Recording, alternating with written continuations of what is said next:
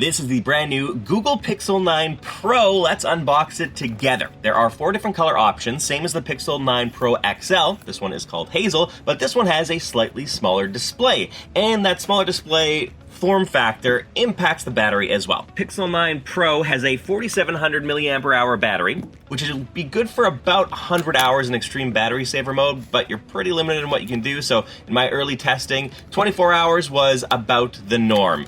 The battery has fast charging, something not available on the base Pixel 9, giving you up to 55% battery life in about 30 minutes of charge. The camera array is the same as the Pixel 9 Pro XL, but instead of having that large 6.8-inch display, you have the smaller, maybe more manageable 6.3-inch display, the same as the Pixel 9. It has the same storage options as the Pixel 9 Pro XL from 128 gigabytes all the way up to 1 terabyte.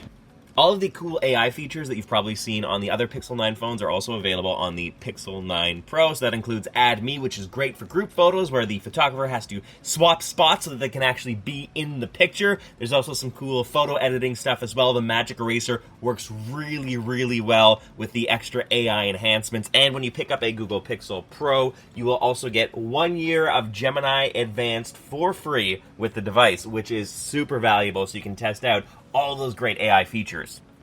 That is a quick intro to the Google Pixel 9 Pro. If you have any questions about this phone or anything from the Google Pixel 9 lineup, I actually have one of each model, so if there's any comparison things that you need to know, please hit me up in the comment section and let me know what you think about Google's new Pixel 9 Pro.